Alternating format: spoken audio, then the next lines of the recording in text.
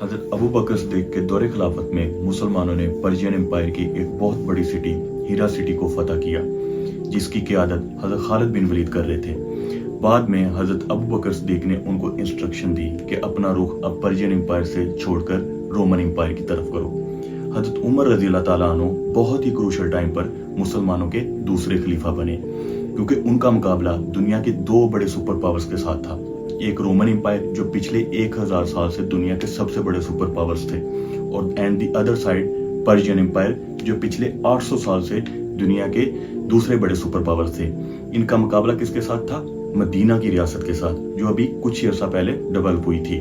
तो अब हम चलते हैं हज़रत खालिद बिन वलीद के पास। हज़रत खालिद बिन वलीद ने अपना रुख एक ऐसी सिटी की तरफ किया था जो कि रोमियों के लिए बहुत ही ज़्यादा अहमियत का हामिल था, लेकिन उससे ज़्यादा अरबों के लिए वो अहमियत का हामिल था, क्योंकि अरब जो अपनी 80% इम्पोर्ट्स जो है वो इसी सिटी से करते थे। उस सिटी का नाम क्या था?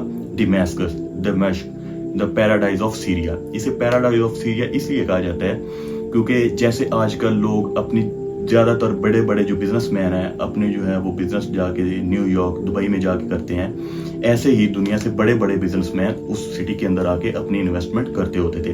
इस वजह से हज़रत खालिद बिन वलीद ने उस सिटी की तरफ रुख किया। उस सिटी का जो जनरल था, जब उसको इस चीज़ का आइडिया हुआ कि खालिद अपनी फौज लेकर मेरे सिटी की तरफ आ रहा है, तो जैसे कि हमें आइडिया है कि पहले टाइम पे जो सिटीज होते थे उनके 4 गेट्स होते थे, लेकिन इस सिटी के 4 गेट्स थे, eastern, western, southern and northern.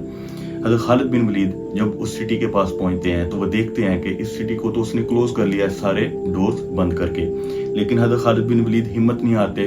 वो अपना जो है अपनी कुछ फौज लेके ईस्टर्न गेट पर पड़ाव डाल लेते हैं और बाकी 3 जनरल्स को, जूनियर जनरल्स को बोलते हैं कि अपनी जो है फौजें लेके आप बाकी गेट्स पर जाकर मुहासरा कर लें। काफ़ी दिन गुजर जाने के बाद मुसलमानों को इम्पॉसिबल सा लगने लग जाता है कि इस सिटी की जितनी बड़ी दीवार हैं उसको क्रॉस करना मुश्किल है, क्योंकि वहाँ पे तीरंदाज और दूसरे जो सिपाही खड़े हुए थे।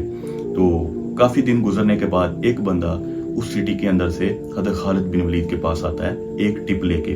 वो टिप क्या थी? वो बताता है कि इस सिटी का जो जनरल है उसके यहाँ कुछ दिन पहले बच्चा पैदा हुआ है, तो उसने उसकी खुशी में एक बहुत बड़ी पार्टी का जो है इनेकाद किया हुआ है। तो उस पार्टी के अंदर बड़े बड़े बिजनेसमैन, जनरल्स, इवन के जो सिपाही है वो भी ही उस पार्टी का पार्ट बन रहे हैं। तो हज़रत खालिद बिन वलीद को इस चीज़ का आइडिया था कि जो रोमी है वो शराब इतनी ज़्यादा पीते हैं कि वो उसके नशे में धुत होकर अपना हवास खो बैठते हैं।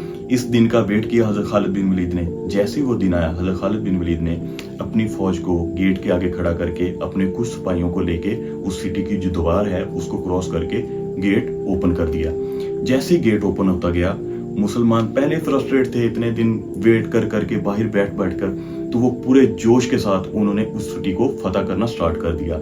वेस्टर्न साइड पर उसका जो जनरल जनरल जो उस सिटी का जनरल था वो वेस्टर्न साइड पर बैठा था। जब उसे इस चीज़ का आइडिया होता है कि हज़रत खालिद बिन वलीद जो है वो सिटी के अंदर एंटर हो गए हैं, उसको इस चीज़ का आइडिया हो गया कि अब खालिद को रोकना मुश्किल ही नहीं, नामुमकिन है। वो क्या करता है, वो वेस्टर्न साइड पर जो मुसलमानों के दूसरे जनरल बैठे हुए थे उनको एक लेटर भेजते हैं।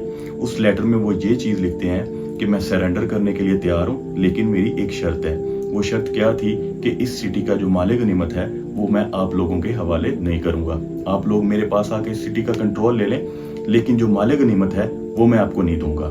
उस जो जनरल थे उन्होंने इस जो उनकी जो रिक्वेस्ट थी या डिमांड थी उस चीज़ को एक्सेप्ट किया, लेकिन उनको इस चीज़ का आइडिया नहीं था कि हज़रत खालिद बिन वलीद जो हैं वो सिटी के अंदर एंटर हो गए हैं। तो उन्होंने उस सरेंडर को एक्सेप्ट कर लिया। लेकिन जैसे ही हज़रत खालिद बिन वलीद को इस चीज़ का पता चलता है कि जो मेरे दूसरे जनरल हैं उन्होंने इस चीज़ को एक्सेप्ट कर लिया है, तो वो अपने जूनियर जनरल की रिस्पेक्ट करते हैं, उनके उस डिसीजन की रिस्पेक्ट करते हैं और अपनी पूरी फौज के साथ सिटी से बाहर चले जाते हैं। लेकिन कुछ दिनों के बाद मामला तय होने के बाद वो मुसलमानों के कंट्रोल में सारा सिटी आ जाता है। तो ये थी हमारी आज की वीडियो कि हज़रत उमर रज़ी अल्लाह ताला अन्हु के पहले दौरे खिलाफत में पहली जंग मुसलमानों ने कौन सी जीती और किस सिटी को मुसलमानों ने फतह किया। ये था हमारा चैप्टर 2। लेकिन on the other side Persian empire में भी हज़रत उमर रज़ी अल्लाह ताला अन्हु ने एक फ़ौज भेजी थी और उसके लिए हम नेक्स्ट वीडियो में डिस्कस करेंगे। So please subscribe my channel the historified. अल्लाह हाफिज़।